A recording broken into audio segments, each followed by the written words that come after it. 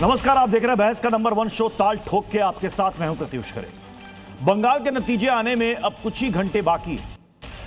नतीजों से पहले टीएमसी बीजेपी दोनों के बीच तनाव चरम पर है। दोनों ही खेमे खुद जगह जगह ईवीएम की सुरक्षा में जुटे हुए हैं। ऐसे में बहस जरूरी है क्योंकि अब काउंटिंग की घड़ी आ गई, लेकिन चुनाव आयोग पर सवाल जारी है। दोनों ही खेमे एक दूसरे पर गलत हथकंडे का आरोप लगा रहे हैं। अब समझना जरूरी है कि बंगाल के नतीजों का देश पर असर क्या होगा। सवाल है कि टीएमसी और बीजेपी को खुद क्यों ईवीएम की सुरक्षा करनी पड़ रही है। बंगाल के चुनाव में आपसी भरोसे में जो कमी आई है उसकी भरपाई कैसे होगी। क्या बंगाल के नतीजों के बाद देश की राजनीति बदलने वाली है। और भी दूसरे सवालों पर ठोकेंगे ताल, जिसमें साथ होंगे खास मेहमान। लेकिन उससे पहले एक छोटी सी रिपोर्ट।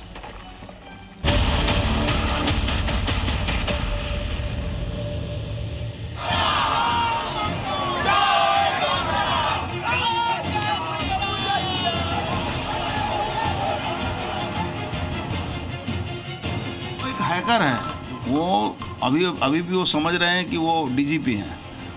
असल वो हैकर हैं। अर्जुन सिंह खुद अपना गुंडा लोग, वो खुद गुंडा है अर्जुन सिंह, इसीलिए ये सब हो रहा है। इसको इलेक्शन कमीशन को देखना चाहिए। আমাদের পার্টি অফিসের উপর জোড়া ফুলের ঝান্ডা পথপথ করে উঠছে, বিজেপির ঝান্ডা ধরার লোক নেই। ये सारे जो चैलेंजेस है ना, अपने कार्यकर्ता को थोड़ा बूस्टअप करने का चैलेंज है। किसी भी तरीके की हिंसा का समर्थन राजनीति में नहीं करते।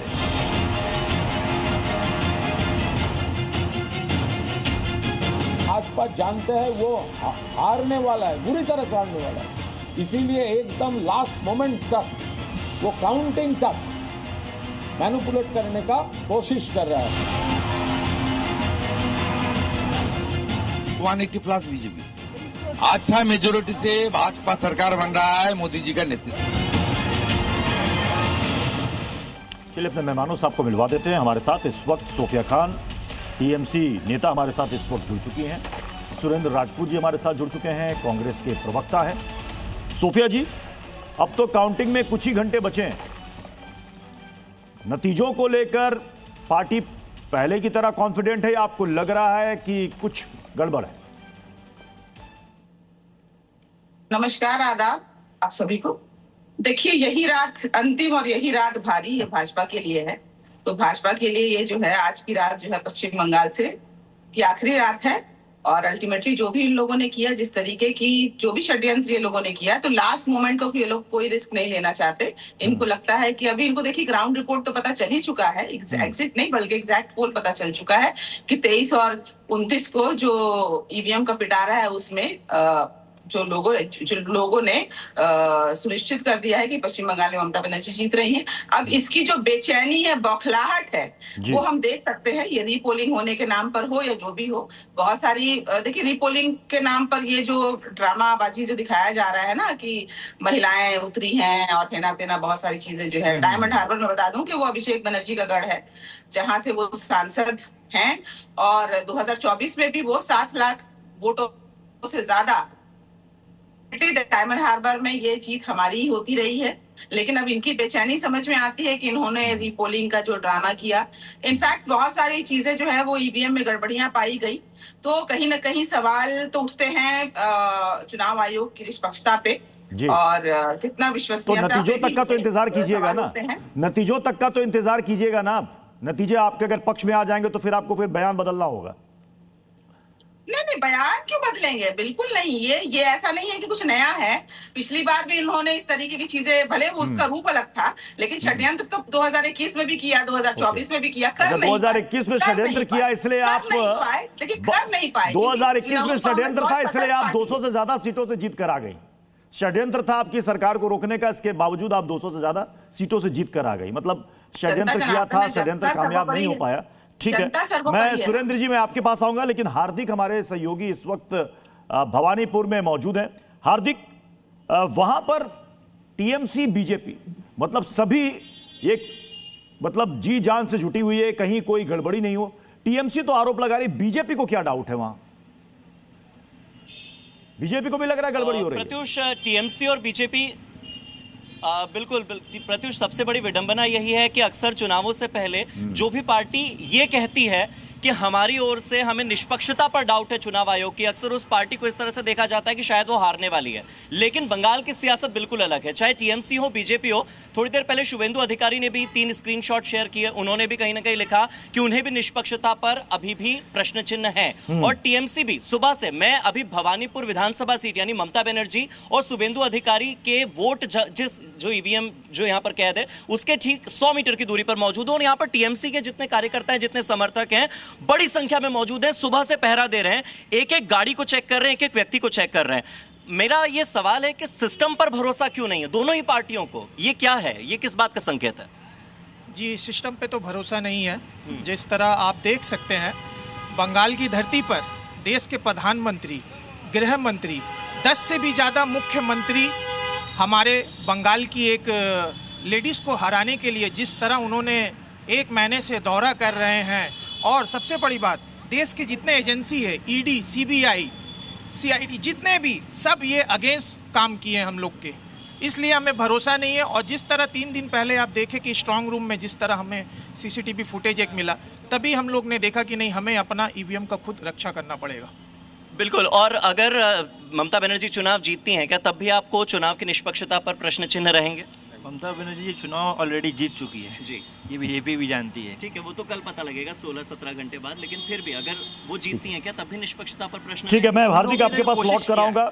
ईवीएम टैंपरिंग का भी कोशिश हुआ है आपको। सुरेंद्र राजपूत जी, अधीर रंजन चौधरी ने ये कहा कि ममता बनर्जी की बॉडी लैंग्वेज बता रही कि ममता बनर्जी चुनाव हार रहे हैं। चूंकि आप खिलाफ चुनाव लड़ रहे हैं, हर पार्टी को अपना हक है, लेकिन उन्होंने एक आरोप यह भी लगाया कि गड़बड़ी होती है, बैलेट पेपर बदला जाता है। पंचायत चुनाव में क्या हुआ यह सब हमने देखा है कि कैसे सत्ताधारी टीएमसी ने खेल किया। वो तो आरोप टीएमसी पे लगा रहे हैं कि खेल वो भी करती है। आज की डेट में जो सबसे बड़ी बात है प्रत्युष भाई, वो कहते हैं ना कि रात भर का है मेहमा अंधेरा, और किसके रोके रुका है सवेरा। कल सुबेरे आपको बहुत सी चीजें क्लियर होंगी। ये बात अपने आप में सच है कि जो अधीरदा ने आरोप लगाए, लोकल बॉडीज के इलेक्शन में ममता जी ने गलत काम किया था, टीएमसी ने गलत काम किया था, सबको मालूम है। चुनाव में हिंसा भी हुई, हत्याएं भी, हमारे प्रत्याशियों को रोकने का भी प्रयास हुआ। उनको जिस तरीके से गुजरात में हमारे लगभग 1600 से ज़्यादा प्रत्याशियों को लोकल बॉडीज के इलेक्शन में पर्चा नहीं भरने दिया सरकार ने, सत्ता ने तांडव करके, वो हाल हुआ यहाँ पर। लेकिन आज की डेट में तो चुनाव बंगाल में है, पश्चिम बंगाल में है, और केंद्रीय सुरक्षा एजेंसी 2.5 लाख से ज़्यादा नरेंद्र मोदी जी और ज्ञानेश कुमार जी के कहने से वहां लगी है। सिंघम कॉप टाइप के लोग, जो लोग गालियां देते हुए घूम रहे हैं, अजय पाल शर्मा जी जैसे लोग फाल्टा में ऐसे ऐसे असक्षम और नाकारा है, कितना सारा कुछ उन्होंने रीलबाजी की, लेकिन उसके बाद भी वो चुनाव को काउंटर मांड करना पड़ा। उसके बाद दोबारा वो चुनाव हो रहा है। तो ऐसा निकम्मा, नाकारा और असक्षम चुनाव आयोग भारतीय जनता पार्टी के साथ मिलकर के जो यहां पर अभूतपूर्व तरीके से कोई खेल करने की कोशिश कर रहा है, इसके लिए सभी लोगों को, सारी प्रतिपक्षी पार्टियों को कहीं ना कहीं जो है सतर्क रहने की आवश्यकता है। आपके सामने है कि पूरा इन्होंने सिर्फ सेना नहीं उतारी बंगाल में सेना नहीं उतारी। लेकिन सुरेंद्र राजपूत जी, क्या इतना तो आप मानिएगा ना कि बंगाल में इस बार चुनाव किसी बड़ी हिंसा की जो घटनाएं पहले हुआ करती थी नहीं हुई। छिटपुट घटनाएं हुई हैं, लेकिन कोई ऐसी बड़ी हिंसा, बवाल या हंगामा नहीं हुआ जो अब तक देखने में आया। इसके लिए तो आप तारीफ कीजिएगा ना।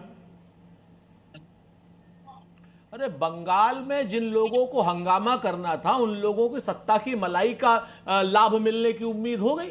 जितने ये छिनैती करने वाले लोग थे, चोर थे, लुटेरे थे, डकैत थे, उनको सबको लग गया कि भाई हो सकता है हम केंद्रीय सुरक्षा बलों के सहारे सत्ता में आ जाए। तो इसलिए केंद्रीय सुरक्षा बलों को आगे किया, सिंघम टाइप कॉप को आगे किया। आपने बख्तरबंद गाड़ियां उतारी। अरे इतनी बख्तरबंद गाड़ियां और 2.5 लाख के अगर सुरक्षा बल आपने मणिपुर में उतार दिए होते तो मणिपुर की माताओं बहनों की इज्जत बच गई होती ना प्रत्युष भाई। तो मसला क्या है कि आज की डेट में इन लोगों ने थानेदार को लुटेरा बनाने की कोशिश की, खुद लोग पीछे हट गए। तो आपके सामने परिस्थितियां हैं, और मैं आपसे जिम्मेवारी से कह रहा हूं कि जो भारतीय जनता पार्टी और चुनाव आयोग ने नंगा नाच किया है पूरे प्रदेश में, सिर्फ सेना नहीं लगाई है और बाकी सब काम कर दिया इन लोगों ने, उसका आपको फैसला दिखाई देगा। प्रदीप जी, और आने वाले समय में आप एक चीज और देख लीजिए जी, मैं दोबारा लौट कर आऊंगा आपके पास। प्रदीप भंडारी भी हमारे साथ जुड़ चुके हैं। प्रदीप भंडारी जी, मतलब विपक्ष तो सवाल उठा रहा है कि ये चुनाव पूरी तरीके से निष्पक्ष नहीं है, ये मिलीभगत है, लेकिन अब बीजेपी भी सवाल खड़े कर रही है। शुभेंदु अधिकारी कह रहे हैं, अर्जुन सिंह का बयान सामने आ रहा है जिसमें यह कहा जा रहा है कि साहब ये तो चुनाव प्रोटोकॉल का गंभीर उल्लंघन है, गोपनीयता के उल्लंघन का असर चुनाव के परिणाम पर पड़ेगा। और ये भी वो कह रहे हैं शुभेंदु अधिकारी की सत्ताधारी दल के पक्ष में अफसरों पर दबाव का छिपा प्रयास होता है। तो कई जगह तो आपकी सत्ता है, क्या आप भी यही करते हैं? प्रत्युष जी, मैं ना फैक्ट्स पे बात करना चाहूंगा, ना कि कोई हियरसे पे। फैक्ट क्या है? फैक्ट ये है कि ये इलेक्शन कमीशन ने का नोटिफिकेशन है जो कहता है कि फाल्टा में बूथ नंबर 238, 239, 240 तमाम बूथ पे ऐसे लोग पोलिंग सेंटर के अंदर आ गए जो वोटर्स नहीं थे और तृणमूल कांग्रेस के गुंडे समर्थित थे। 78, 80, 182 पे वीडियो फुटेज मिसिंग थी। 160 के अंदर जो है अकेला वोटर नहीं गया, उसके साथ कई लोग पोलिंग स्टेशन पे गए जिससे घेराव कर सके।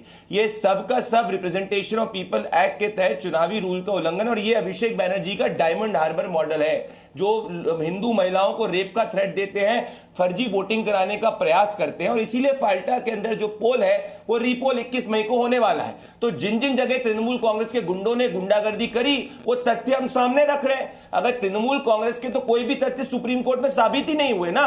ये गए थे सुप्रीम कोर्ट में ये कहते हुए कि भाई central government of central officials को अपॉइंट नहीं करना चाहिए। सुप्रीम कोर्ट ने क्या कहा? सुप्रीम कोर्ट ने कहा आप गलत है। कलकत्ता हाईकोर्ट में गए, कलकत्ता हाईकोर्ट से खारिज हो गए। अरे अधीर रंजन चौधरी जो खुद कांग्रेस के सबसे बड़े नेता है, सुरेंद्र राजपूत सबसे बड़े नेता नहीं है बंगाल के, उनको तो बंगाल का ब नहीं पता है। अधीर रंजन चौधरी जो है, जो लीडर ऑफ ऑपोजिशन भी रह चुके हैं, जिनको बंगाल की पूरी जानकारी, वो खुद कह रहे हैं कि ममता बनर्जी के गुंडे रिगिंग करने का प्रयास करते हैं। पर इस बार केंद्र सुरक्षा बलों ने चुनाव आयोग की व्यवस्था के अंदर एक भी व्यक्ति की मृत्यु नहीं हुई। तो अगर 99% चीज ठीक है, 1% ये गुंडागर्दी करने का प्रयास करेंगे, तो ये तो हमारा संवैधानिक दायित्व बनता है चुनाव आयोग के सामने रखना। तृणमूल कांग्रेस को लगता है कोई फैक्ट्स ऑफ मेरिट चले जाए, उसको चैलेंज कर दे कोर्ट में अगर उसको नहीं लग रहा। पर आज ये साबित हो चुका है, धमकी दे रहे अभिषेक बैनर्जी, धमका रहे हिंदू महिलाओं का विषय। जी न्यूज के कैमरे पे, मैं कल जी न्यूज देख रहा था, जी न्यूज के कैमरे पे हिंदू महिलाएं कही कि उनको तृणमूल कांग्रेस के गुंडों ने धमकाया कि अगर टीएमसी को वोट नहीं डालोगे तो रेप कर देंगे। अब मुझे बताइए ये लोकतंत्र है कि क्या है? और ये सिर्फ अभिषेक बैनर्जी के इलाकों में क्यों हो रहा है? डायमंड हार्बर में हो रहा है, फाल्टा में हो रहा है, इन्हीं इलाकों में क्यों हो रहा है? क्या आपको नॉर्थ बंगाल से कहीं सुना? क्या आपको कलकत्ता में कहीं सुना? नहीं सुना। तो अब ये आखिरी समय जब इनको पता है चुनाव हार की कगार पे, तो ये मैंडेट स्लैश करने के लिए ये सब हरकतें अपना रहे हैं। सोफिया जी, कई सारे वीडियोस, कई सारी तस्वीरें सामने आई हैं, आप हर किसी को नहीं झुठला सकती। मुझसे सवाल है? जी आप ही से। हाँ, 1 मिनट का समय दीजिएगा। प्रदीप भंडारी के अभी मैं झूठ के पोटले को खत्म करती हूँ। पहले तो ये लोग इतने कंफ्यूज हैं, इनको खुद को नहीं पता है कि वाकई में चुनाव सही से हुआ है या नहीं हुआ है। चुनाव आयोग पर सवाल करने, चुनाव आयोग के विश्वसनीयता पर तो हम सवाल उठाते रहे, लेकिन अभी ये जो कह रहे हैं ना कि डायमंड हार्बर में ये हुआ, रेप थ्रेट मिला, अभी 2500 केंद्रीय बल, 2500 जो कंपनियां और 2.5 लाख केंद्रीय बल, इनका कहने का मतलब है कि ये सब निकम्मी है। अभी इतने फोर्सेस लगाने का कोई भी मायना नहीं बनता। नहीं वो आई तभी आप जाके पकड़े आपके गुंडों को, तभी वो आई सोफिया जी, तभी शेख शाहजहां से लेके शेख सुफियान जिन जिन ने गुंडागर्दी करी उनको पकड़ा गया, उनको जेल भेजा गया। स्टोरी बना लिया आप लोगों ने, स्टोरी तभी जेल भेजा दिया उनको, तभी भेजा गया। अरे स्टोरी नहीं है कि बंगाल की महिला झूठ बोल रही है, बंगाल की माँ झूठ बोल रही है, बंगाल की माँ झूठ बोल रही है क्या? बंगाल की माँ झूठ बोल रही है क्या? नहीं बोल रही है झूठ। आप इसका विरोधी क्यों है? क्योंकि वो हिंदू है इसलिए उसको झूठा कहेंगी आप, क्योंकि वो बंगाली हिंदू है इसलिए उसको झूठा कहेंगी, बंगाली हिंदू है उसको झूठा कहेंगी। अरे एक बम नहीं फटा, एक व्यक्ति पे गोली नहीं चली, एक व्यक्ति की मृत्यु नहीं हुई, इसीलिए आप घबराए हुए।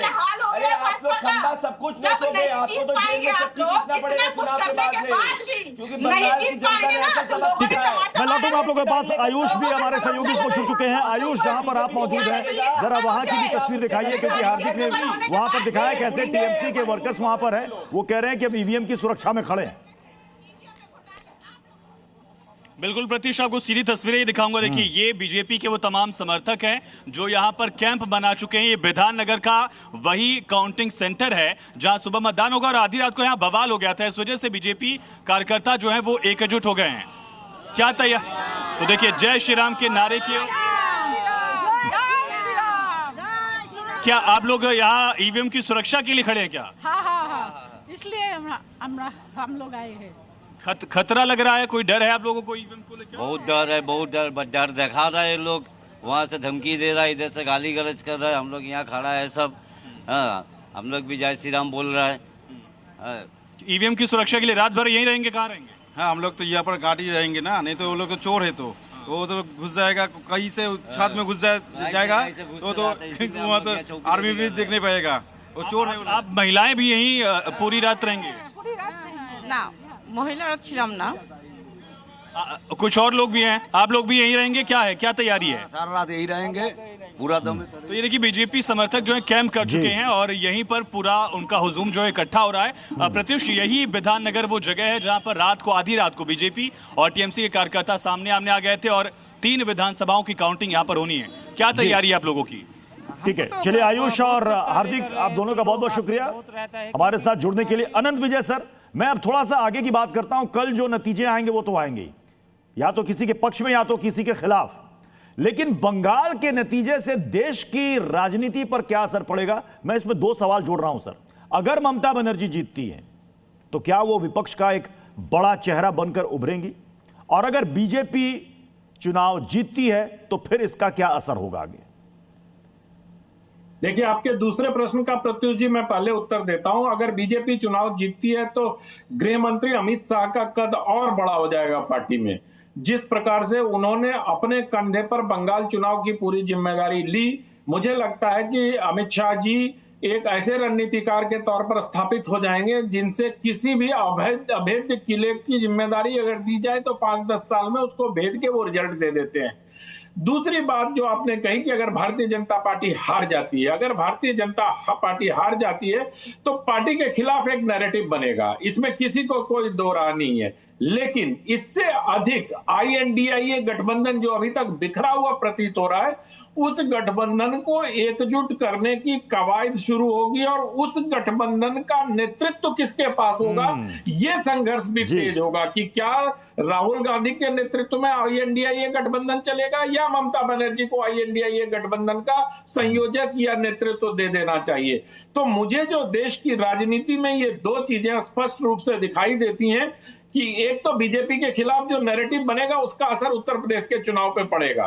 दूसरी बात, जो INDIA गठबंधन का आंतरिक संघर्ष है प्रत्युष जी, वो बहुत तेज हो जाएगा और राहुल गांधी के नेतृत्व को या कांग्रेस पार्टी के नेतृत्व को INDIA गठबंधन में ममता बनर्जी की तरफ से कठिन चुनौती पेश होगी। क्योंकि आपने देखा कि राहुल गांधी जी ने किस प्रकार से ममता गांधी के खिलाफ वीडियो बनाकर या वहां जाकर प्रचार करने और भारतीय जनता पार्टी से उनको जोड़ने का प्रयास किया।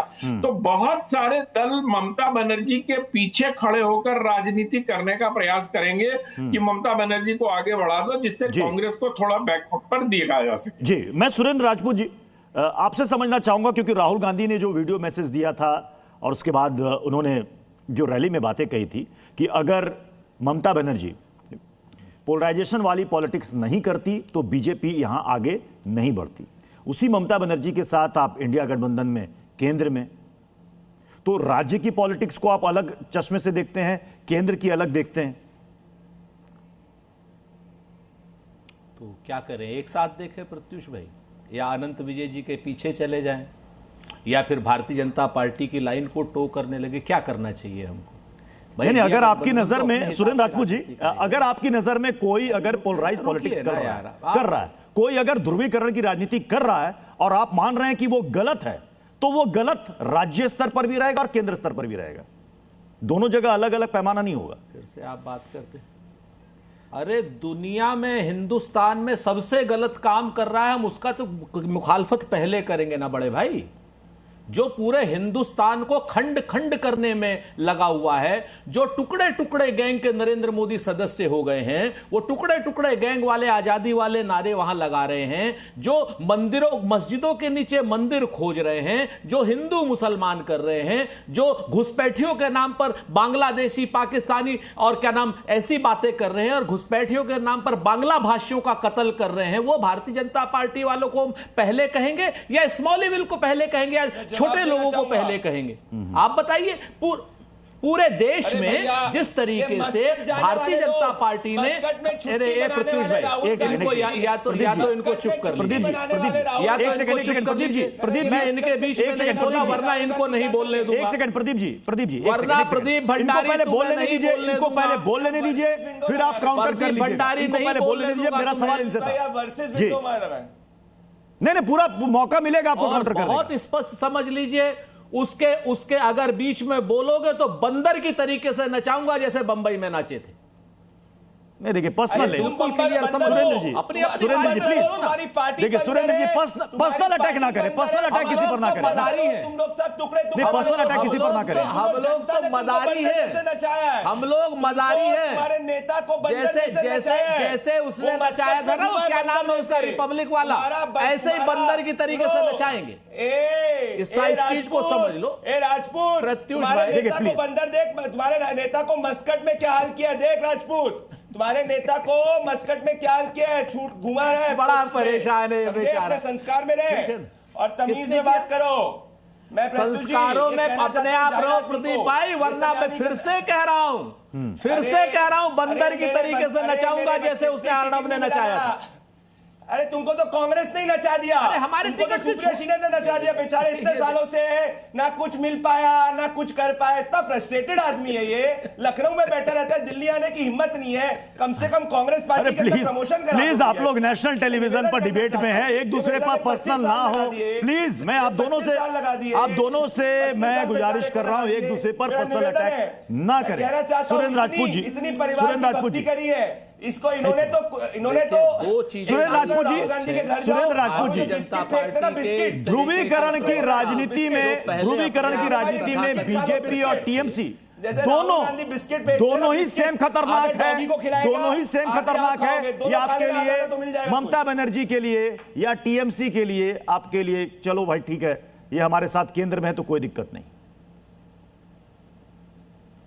बिस्कुट हम अपने वफादार कुत्तों को खिलाते हैं, गद्दारों को नहीं खिलाते, इस चीज को आप समझ। हाँ तो खाओ, आधा डॉगी खिलाएगा राहुल गांधी, आधा आपको खिलाएगा। मैंने कहा आधा डॉगी, आ जाओ तुम्हें भी बिस्कुट नहीं खिलाएंगे, ठीक। मैं कहता हूँ और मैं कहना चाहता हूँ निवेदन है जी न्यूज़ के कैमरे से, प्लीज थोड़ा संयमित भाषा प्लीज सुरेंद्र जी, इसीलिए प्रमोशन नहीं हुआ। सवाल पर आइए ना, सुरेंद्र जी बिस्कुट चाहते हैं, इतना बिस्किट नहीं खाया इसलिए प्रमोशन नहीं हुआ। सुरेंद्र भाई कोई बात, मैंने कहा ना ये कुत्तों के बिस्कुट खाना चाहते हैं, जो खिलाता राहुल क्या करें हम। मैंने कहा ना कि लोग एक एक आप, तुम्हारा नेता मस्कट में छुट्टियां मना रहा है, तुम्हारा नेता छुट्टियां मना रहा है, तुम जाओ उसके घर पे, जो आधा बचा हुआ बिस्किट होगा ना जो कुत्ते को खिलाते हैं वहां पे परिवार ने, वो खा लेना तो प्रमोशन हो जाएगा। एक काम कर, है ना, प्रमोशन हो जाएगा। इतना सुरेंद्र भाई आधा बचा हुआ कुत्ते वाला बिस्किट खा लेना। मेरा सवाल सुन लिया होगा सुरेंद्र जी। ये इसी से क्लियर हो रहा है कि भारतीय जनता पार्टी वाले कितने फ्रस्ट्रेशन में, ये इनके साथी, इनके राजनीतिक विश्लेषक, ये सब आज की डेट में।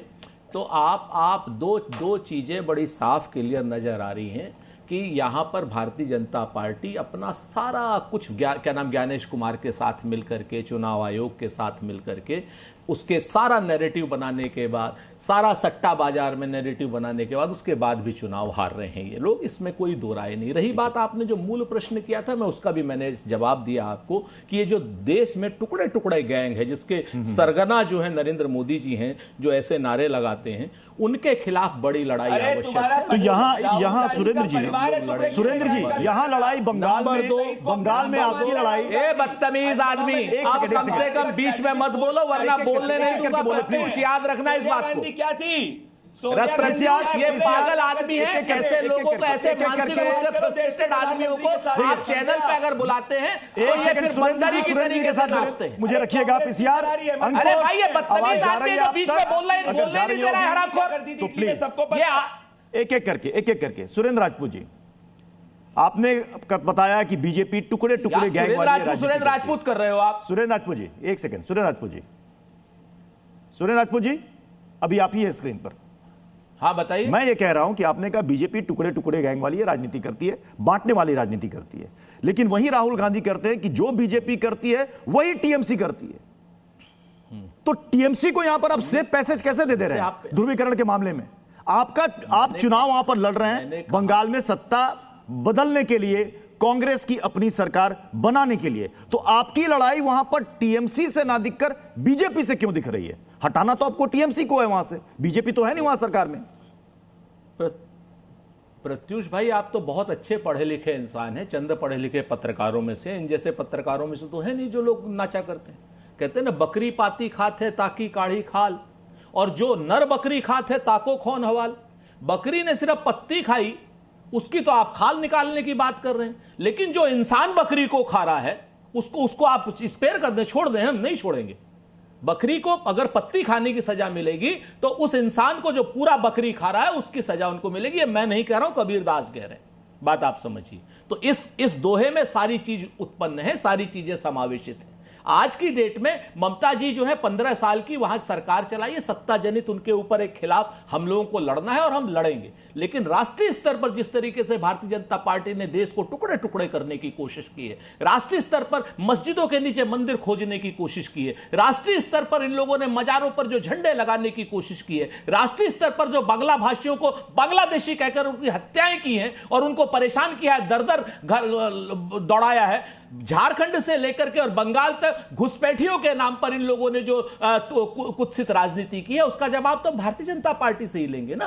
बंगाल को इन्होंने सेना को छोड़ करके बाकी सारे काम कर दिए, इन्होंने सेना ही लगा। इतना अगर इन्होंने सुरक्षा व्यवस्था मणिपुर में लगाई होती तो आप मणिपुर की माताएं बहनें हमारी सुरक्षित होती ना। आप बात समझिए, तो हम उनसे न लड़ करके किसी और से लड़े। ये बंगाल की लड़ाई हम लोग लड़ लेंगे, लेकिन देश की लड़ाई, देश के संविधान को बचाने की, लोकतंत्र को बचाने की लड़ाई हमारी बिल्कुल जारी रहेगी। इसको तो लेकर के हम बिल्कुल कतई दो मनों में नहीं। एक अनंत ने बात की, अनंत जी बड़े भाई हैं हम लोगों के, उसका जवाब ले लीजिए।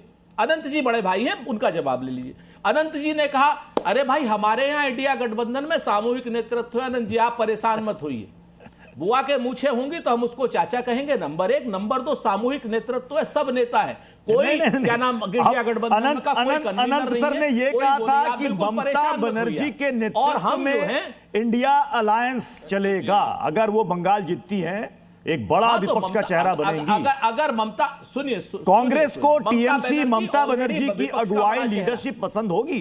बिल्कुल छोटा सा सवाल है।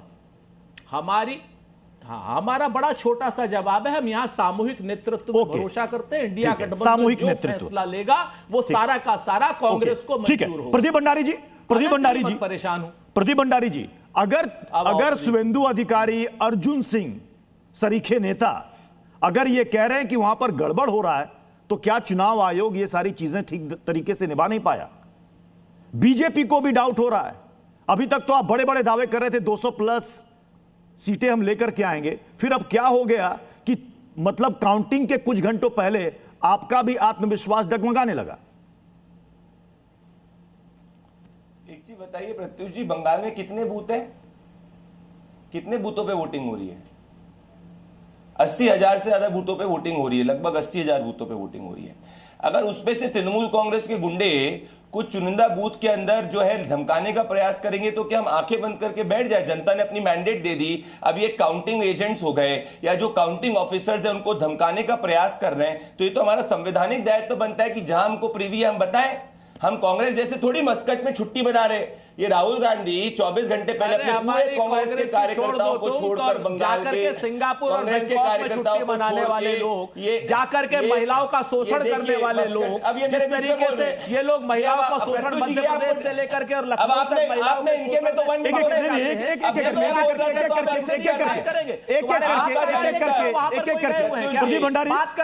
भंडारी जी को अलग से रखिएगा मेरे साथ स्क्रीन पर। जाकर के नरेंद्र मोदी को भी भेज दो ना बैंकॉक में छुट्टी मनाने के लिए, नरेंद्र मोदी को। फिर आप लोग दोनों पर्सनल हो जाएंगे। नहीं प्रत्युष जी इसको बोलिए।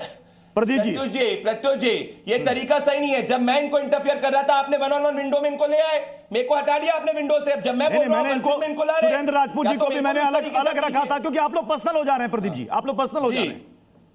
वो रे पर्सनल, मैं क्या गलत बोल रहा हूं? मैंने दोनों को रोका, मैंने दोनों को रोका। आप अपनी बात पूरी करें।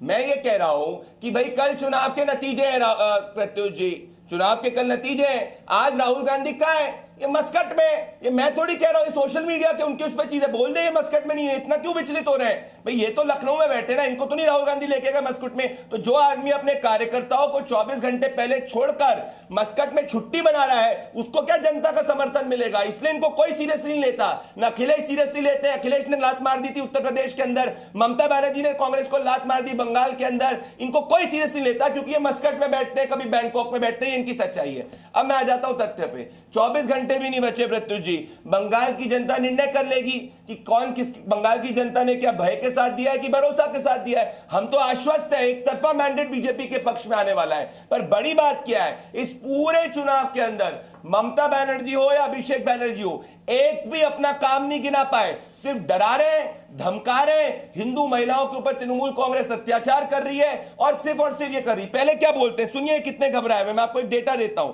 5 मई को ये 1 मार्च को बोलते हैं कि भाजपा 50 सीट भी नहीं क्रॉस करेगी। फिर 30 मार्च को तृणमूल कांग्रेस कहती है नहीं 70 सीट आएगी। फिर अप्रैल 15 को तृणमूल कांग्रेस कहती है नहीं 90 सीट आएगी। फिर अप्रैल 25 को कहती है कि 100 आएगी। फिर अब 1 मई को कहते हैं कि बीजेपी जो 120-130 हो गया। मई 3 को जब सब तरफ से फीडबैक ले लिया, कह रही भाई चुनाव आयोग तुम्हारा है, क्योंकि पता है सरकार भाजपा बना रही है। इसीलिए टीएमसी घबराई हुई है कि सरकार भाजपा बना रही है और सिर्फ आखिरी समय गुंडागर्दी के अलावा इनके पास कुछ नहीं बचा है। यही सच्चाई। और मेरे पे पर्सनल अटैक करने वाले सुरेंद्र राजपूत, ये रहा वो पिड्डी जिसका आधा बिस्कुट खाया था राहुल गांधी ने। तुम भी खा लो तो तुम्हारा प्रमोशन हो जाएगा। सोफिया खान जी मत होना, वरना छोड़ूंगा नहीं। सोफिया खान जी, अगर चुनाव के नतीजे आपके पक्ष में नहीं आते हैं तो क्या 2021 के नतीजों के बाद जो हुआ था, क्योंकि इसकी आशंका कई राजनीतिक दलों को वहां पर है। कल एआईएमआईएम के नेता जुड़े थे, उन्होंने कहा कि यहां पर तो कम से कम 5 से 6 महीने सेंट्रल फोर्सेस को रखना चाहिए, क्योंकि यहां पर नतीजों के बाद बहुत कुछ बवाल हो सकता है।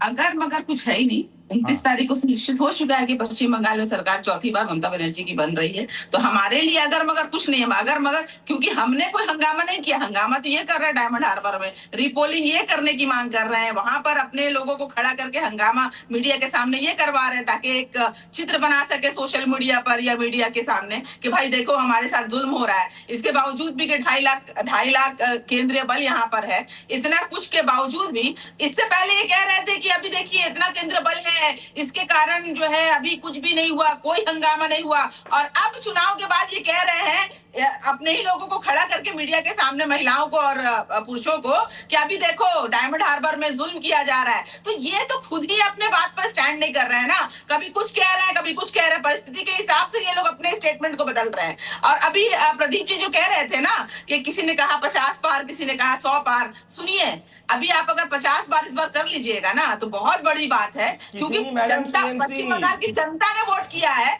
यहाँ पर जीतेंगे हम, यहाँ पर भाजपा बनाम पश्चिम बंगाल की जनता थी। सुनिए, हम हमारे लिए ढाल बन के ना जनता खड़ी थी। आपने बड़े बड़े चला लिए, आपने टैंकर चला लिए, पश्चिम बंगाल को कारगिल बना दिया, सब कुछ करके देख लिया, लेकिन उसके बाद भी हारे तो तमाचा जनता ने आपने तो घुसपैठियों को जुड़वा दिया।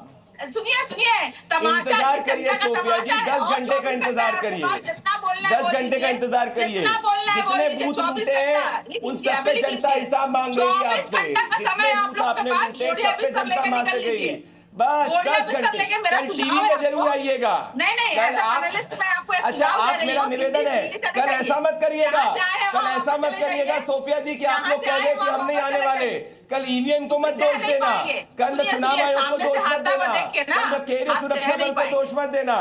मैं समझ सकता हूँ आप कोई आपसे मेरा निवेदन है जब 50 सीट भी नहीं आए तो कल ऐसा मत करना ईवीएम को दोष दे दो, कल ऐसा मत करना कि चुनाव आयोग को दोष, इनसे गारंटी ले लो रिटर्न पेपर पे, आपका कॉन्फिडेंस ईवीएम और चुनाव आयोग पे हो सकता है, हमारा कॉन्फिडेंस जनता पर है। हमारा कॉन्फिडेंस जनता पर है, हम ईवीएम नहीं है आपका कॉन्फिडेंस जनता पे, नहीं है आपका कॉन्फिडेंस जनता पे, यही जनता आपको टाटा बाय बाय करने वाली है। यही अनंत विजय सर मॉडल पे फोकस करो और बंगाल मॉडल पे फोकस करो।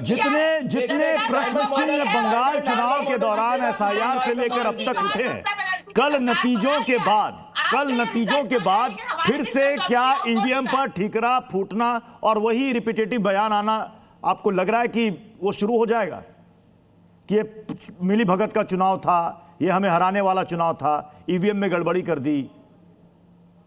देखिए ईवीएम में गड़बड़ी हुई तभी तो रीपोलिंग हो रहा है ना, ये रीपोलिंग इसलिए हो रहा है कि प्रत्युष जी इन दोनों राजनीतिक दलों के प्रवक्ताओं को जो हमारे लिए आदरणीय, इनको ये समझना होगा कि अब चुनाव समाप्त हो चुके हैं और अब उस तरह की बात करने का कोई अर्थ नहीं है। अब तो कल की प्रतीक्षा करनी चाहिए और भविष्य की बात करनी चाहिए। बहुत अच्छा प्रदीप भंडारी जी ने कहा, सोफिया जी को कितना अच्छा लगा कि कल आप आइएगा, आपके साथ चर्चा करेंगे। ये सामंजस्य अगर भारतीय राजनीति में हो तो अच्छा लगता है। लेकिन मैं अभी जो कल की बात है ना, वो देश के लिए क्या विकास किया जाए उसके बारे में बात कीजिए, तो हम आपके कंधे पे कंधा मिलाकर चलेंगे।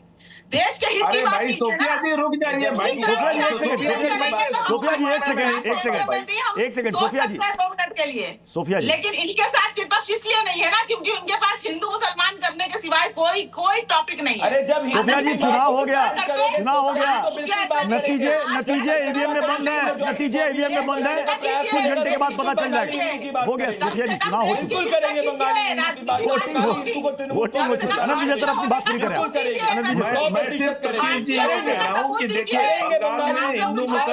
हिंदू को प्रताड़ित करोगे, करेंगे। आदत हो गई है ना अंग्रेजों की दलाली। अरे आप एक सेकंड आपने जो बंगाल के अंदर 30% इंडस्ट्रियल आउटपुट छोड़ दिया। एक सेकंड प्रदीप जी, सोफिया जी, एक सेकंड अनंत विजय सर बंगाल अपनी बात पूरी करें। नौकरी को घुसपैठिया को दे दी।